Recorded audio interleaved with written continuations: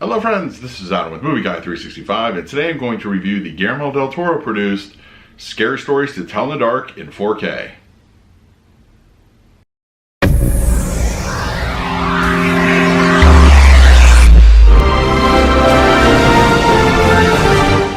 Channel, please hit the like button, subscribe, hit that bell notification. I put out videos every single day. You can also find me over Twitter and Instagram at MovieGuy365, as well as over at the Disney Magic Hour podcast. I will leave a link for that in the description. Yes, Scary Stories to Tell in the Dark in exclusive 4K Best Buy Steelbook, as you can see here.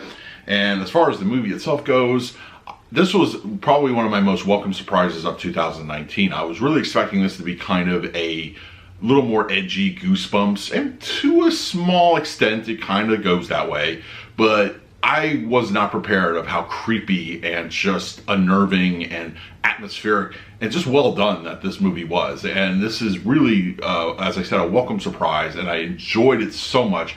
I couldn't wait to get this in physical format, and I was really hoping they were going to go 4K, because typically horror films, more or less, do not get the 4K treatment, and that's very much a shame, because I feel that things like HDR and Dolby Vision would really lend itself to that format. But as it were, as luck would have it, we definitely got one here. So let's talk about the picture quality and the audio, but first let's do a quick Steelbook unboxing.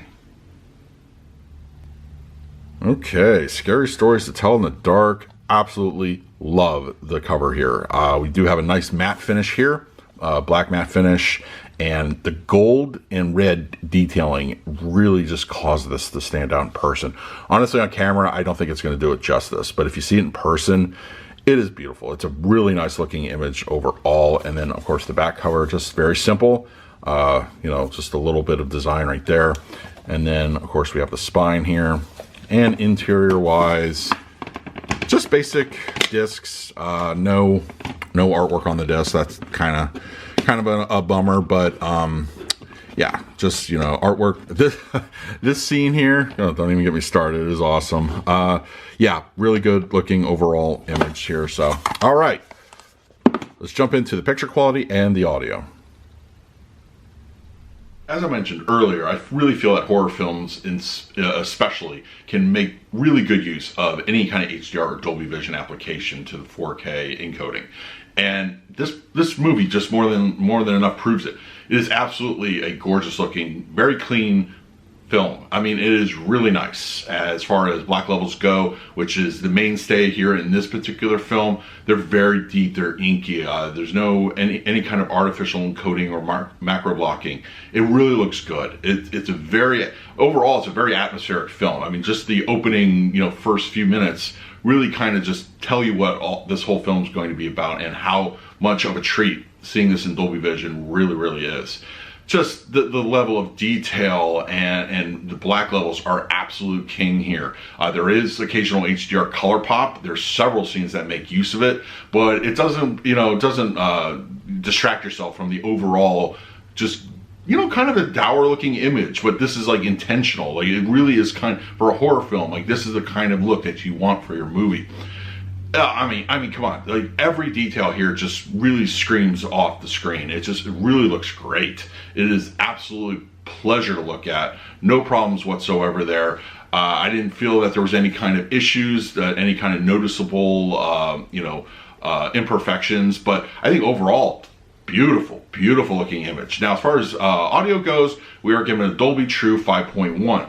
I was a little perplexed why we're not given any kind of Atmos or 7.1, but if this was director intent, he makes really good use of what we get as far as surround sound. It's very immersive. A bit of LFE kick in on occasion. It's not too obtrusive.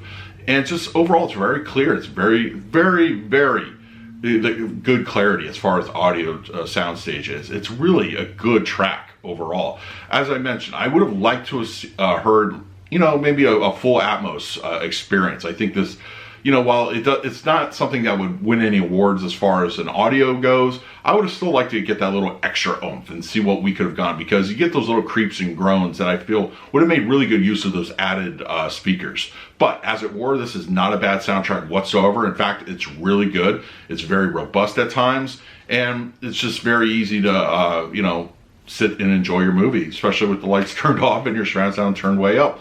And speaking to that end, yeah, absolutely, I would recommend watching this with surround sound speakers turned on. I think, you know, if you're watching it on TV or, you know, that kind of thing with those speakers, you're definitely going to lose a lot.